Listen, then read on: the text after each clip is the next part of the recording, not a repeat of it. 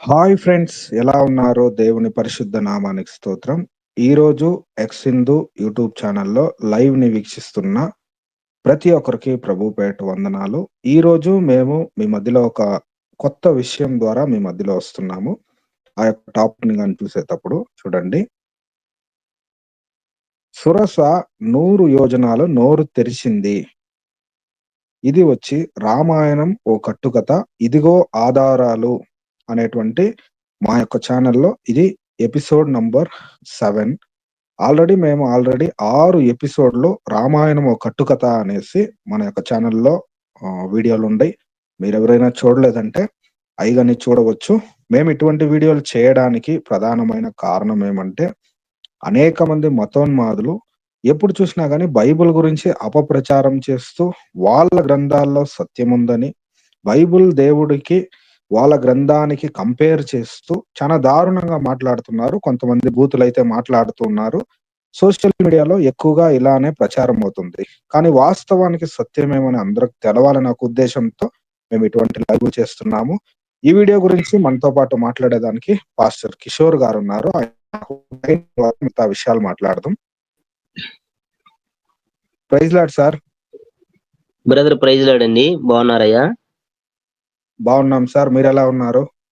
దేవుని మహా ఉచితమైన కృప, మీ అందరి ప్రార్థన బ్రదర్ బాగున్నాము సార్. ఈ రోజు మనము సురస 100 యోజనాలు నోరు తెరిచింది అనేటువంటి రామాయణం ఓ కట్టుకథ, ఇదిగో ఆధారాలు అని వస్తున్నాం సార్. ఈ యొక్క థంబ్నెయిల్ గురించి, మనం చేసే వీడియో గురించి చూస్తే ఒక 2 నిమిషాల్లో మీ యొక్క మాటలు చెప్తారా?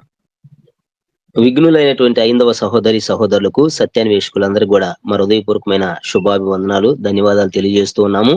మరి రామాయణం అనేది వాస్తవంగా చరిత్రలో జరిగిన సంఘటన కాదు, చరిత్రలో జరిగింది కాదు, కట్టుకథ. కవులు వర్ణించి రాసిందే తప్ప గాని నిజంగా జరిగింది కాదు. దానికి ఆధారాలు కూడా మేము వాల్మీకి రామాయణం నుంచి 6 ఎపిసోడ్లు చేసి, ఇది 7వ ఎపిసోడ్ అనమాట. సురత 100 యోజనాలు నోరు తెరవటం. సురస అనే నాగమాత 100 యోజనాలు నోరు తెరిచింది అనే టాపిక్ మీద మనం చూస్తున్నాము.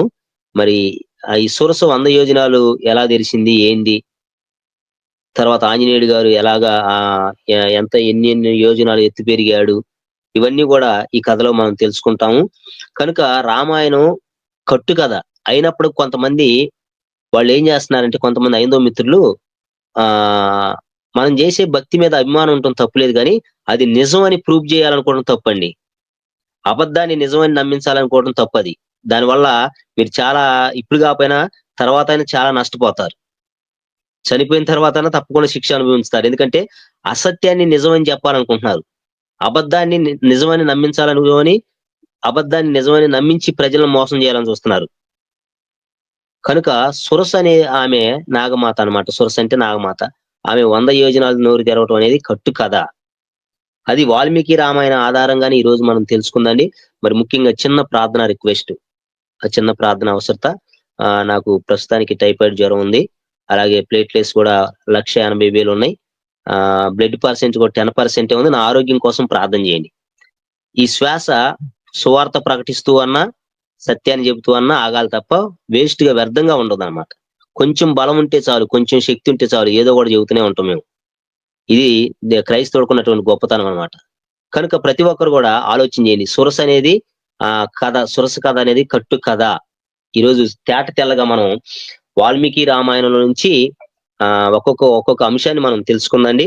మీరు కూడా గ్రహించండి. మా మీద కోపపడటం, మా మీద పగల పెంచుకోవటం చేయకుండా, వాల్మీకి రామాయణంలో అలాగుందా లేదా, మరి నిజమైతే ఎట్లాగెందుకు ఉంటది అని గ్రహించండి. సత్యం తెలుసుకోండి. ఇప్పటికైనా సత్యం తెలుసుకొని సత్యదేవుణ్ణి, నిజమైన గ్రంథం, ఆధారాలు, చరిత్ర కలిగిన గ్రంథం ఏదో గుర్తెరిగి సత్యాన్ని గ్రహించాలని కోరుకుంటున్నాం.